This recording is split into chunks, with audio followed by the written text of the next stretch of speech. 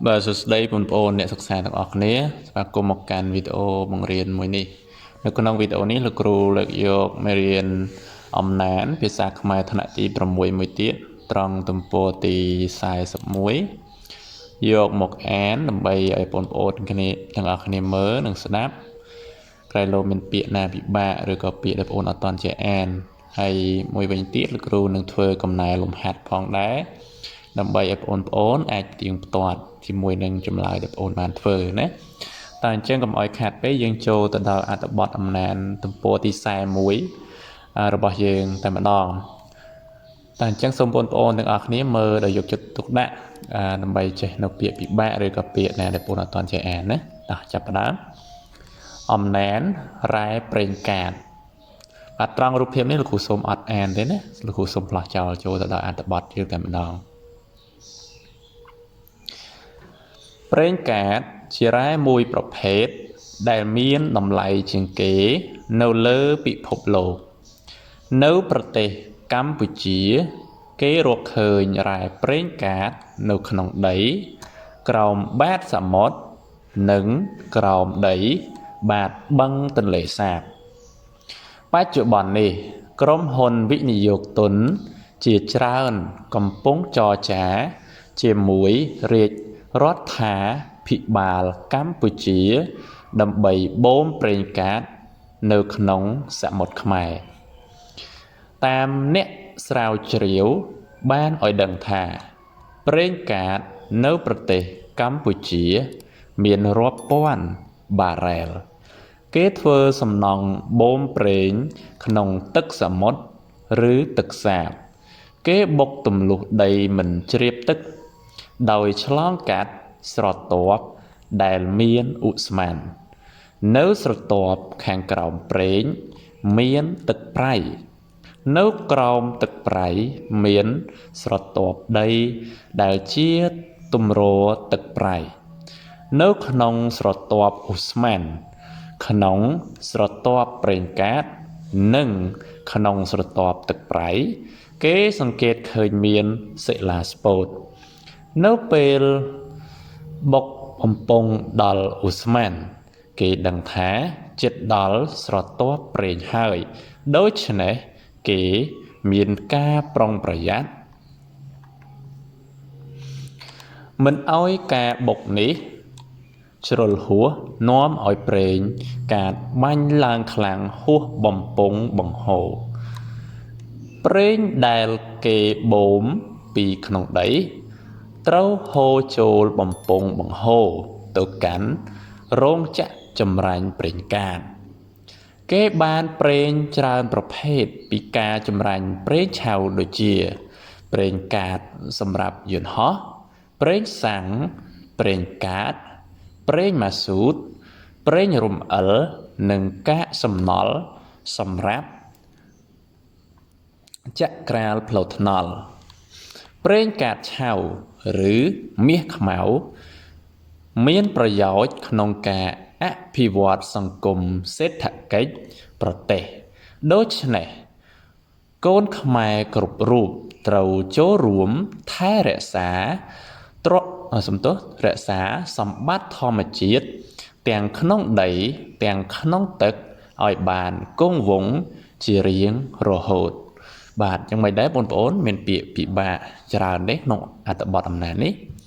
បាទអញ្ចឹងដូចជាមានច្រើនគូសំដែរណាបើសិនជាបងប្អូនអត់ទាន់ទេបងប្អូនអាចមើលសារខាថយក្រោយតិចទៅហើយមើលមួយសារទៀតណាបាទអញ្ចឹងលោកគ្រូសង្ឃឹមថាបងប្អូនតាន់ទាំងអស់គ្នាតោះអញ្ចឹងត្រង់សំណួរនេះ4សំណួរ1 2 3 4នេះលោកគ្រូអត់ធ្វើឲ្យបងប្អូនទេបងប្អូនអាចរៀនឆ្លើយដោយខ្លួនឯងបានណាចឹងទី1តើប្រេងកាតមាននៅទីណាខ្លះអញ្ចឹងយើងមើលអានអត្ថបទយើងមកអត្ថបទខាងលើហ្នឹងឃើញហើយណាហើយទី2ទី3ទី4ក៏ដូចគ្នាអ្វីដែលលោកគ្រូនឹងធ្វើឲ្យគឺលំហាត់នេះបាទលំហាត់នេះបានពិបាកណាតើអញ្ចឹងលំហាត់របស់យើងបាទនេះលោកគ្រូសូមបង្ហាញលំហាត់សិនអញ្ចឹងមានចំនួន3ចំណុចកចំណុចខចំណុចគណាអញ្ចឹងចំណុចកគេដាក់ថាចូលរកពាក្យផ្ទុយនឹងពាក្យបាទអញ្ចឹងពាក្យរបស់យើងមានពាក្យទឹកសាបបាទក្រោមទឹកមានប្រយោជន៍រីកចម្រើនហើយនឹងឆាប់រហ័សបាទអញ្ចឹងបងប្អូនអាចរកសាកល្បងសិនទៅមុននឹងលោកគ្រូបង្ហាញចម្លើយតើទឹកសាបនេះ ទឹកស្រាប់នោះផ្ទុយនឹងអីក្រោមទឹកផ្ទុយនឹងអីមានប្រយោជន៍ផ្ទុយនឹងអីរីកចម្រើនឆាប់រហ័សតើពាក្យទាំងអស់ហ្នឹងវាមានពាក្យផ្ទុយរបស់វាយ៉ាងម៉េចណាតើអញ្ចឹងបងប្អូនអាចសាកគិតសិនតើអញ្ចឹងចំណុចខចូលបង្ហាញគោលបំណងរបស់អត្ថបទខាងលើបាទអញ្ចឹងអត្ថបទខាងលើរ៉ែប្រេងកាតវិញអញ្ចឹងតើគោលបំណងរបស់អត្ថបទហ្នឹងគេរៀបរាប់មកហ្នឹងគឺមានគោលបំណងអីគេណាចឹងកន្លែងនេះក៏ពិបាកយើងបងប្អូនបាក់គិតដែរណាចឹងបងប្អូនអាចសាកគិតសិនទៅហើយចាំមើលចម្លើយរបស់លោកគ្រូបង្ហាញណាចំណុចគោចូលកត់ត្រាចំណុចសំខាន់របស់អត្ថបទខាងលើបាទអញ្ចឹងគេឲ្យកត់ត្រាចំណុចសំខាន់តែក្នុងអត្ថបទអំណានរ៉ែប្រេងកាតហ្នឹងវាមានគំនិតសំខាន់អីគេខ្លះណាចំណុចសំខាន់នៅក្នុងអត្ថបទអំណានហ្នឹងតើអញ្ចឹងកុំឲ្យខាតពេលសង្ឃឹមថាបងប្អូនបានគិតហើយអញ្ចឹងលោកគ្រូសូមបង្ហាញចម្លើយជូនបងប្អូនតែម្ដងតើនេះគឺជាចម្លើយដែលលោកគ្រូបានធ្វើណាបាទតោះឥឡូវយើងមើលចម្លើយចំណុចកសិនពាក្យផ្ទុយអញ្ចឹងទី1បងប្អូនមើលឥឡូវមើលទាំងអស់ណាពាក្យទាំង5ហ្នឹងបងប្អូនធ្វើមិនត្រូវបានប្រមាណណាអញ្ចឹងទឹកសាបផ្ទុយនឹងទឹកប្រៃណាក្រោមទឹកផ្ទុយនឹងលើទឹកអូខេអញ្ចឹងពាក្យយើងស្រួលដែរទេមានប្រយោជន៍ផ្ទុយនឹងឥតប្រយោជន៍ណាមានប្រយោជន៍ឥតប្រយោជន៍ឬក៏យើងដាក់ថាគ្មានប្រយោជន៍ក៏បានដែរណារីកចម្រើនផ្ទុយនឹងអន់ថយឆាប់រហ័សផ្ទុយនឹងយឺតយ៉ាវបាទយ៉ាងម៉េចដែរបងប្អូន5ពាក្យនេះត្រូវបានប្រមាណដែរបាទយ៉ាងបងប្អូនអាចកែសម្រួលតាមហ្នឹងណាបាទតោះចូលមើលចំណុចខហើយនិងចំណុចគបាទចំណុចខបាទលោកគ្រូសូមបង្ហាញចំណុចខគោលបំណងរបស់អត្ថបទខាងលើមានបាទអញ្ចឹងមានចំនួន3ណា3អញ្ចឹងបងប្អូននឹងគិតបានប្រមាណទេមិញឥឡូវលោកគ្រូសូមអានអញ្ចឹងទី1ចង់បង្ហាញថាប្រទេសកម្ពុជាមានរ៉ែប្រេងកាតជាច្រើនដែលកំពុងរៀបចំធ្វើអាជីវកម្មបាទអញ្ចឹងទី1គេចង់បង្ហាញអញ្ចឹងថាប្រទេសកម្ពុជាយើងមានរ៉ែប្រេងកាតជាច្រើនណាហើយទី2គឺចង់បង្ហាញពីប្រយោជន៍នៃប្រេងកាតក្នុងការអភិវឌ្ឍសង្គមសេដ្ឋកិច្ចជាតិបាទអញ្ចឹងទី1គេបង្ហាញថាប្រទេសយើងនឹងសម្បូរប្រេងកាតហើយដល់ពេលទី2គេនិយាយពីប្រយោជន៍នៃប្រេងកាតហ្នឹងណាហើយទី3គឺចង់អប់រំកូនខ្មែរឲ្យមានមោទនភាពស្រឡាញ់ទឹកដីចេះថែរក្សាសម្បត្តិធម្មជាតិបាទអញ្ចឹងនេះគឺជាចំណុចទី3គឺគេចង់អប់រំឲ្យក្មេងៗជំនាន់ក្រោយកូនខ្មែរជំនាន់ក្រោយស្រឡាញ់ទឹកដីចេះថែរក្សាសម្បត្តិធម្មជាតិដូចជារ៉ែនឹងជាដើមណាកុំឲ្យវាបាត់បង់អីចឹងទៅបាទនេះគឺជាគោលបំណងរបស់អត្ថបទខាងលើហ្នឹងគឺមាន3ហ្នឹងណាតែអញ្ចឹងសង្ឃឹមថាបងប្អូនតោះណាចំណុចខហ្នឹងឡើយចូលចំណុចគោ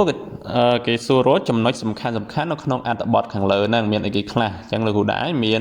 ប្រមាណចំណុចនេះតើលោកគ្រូសូមអានតែម្ដងអញ្ចឹងចំណុចសំខាន់ក្នុងអត្ថបទខាងលើមាន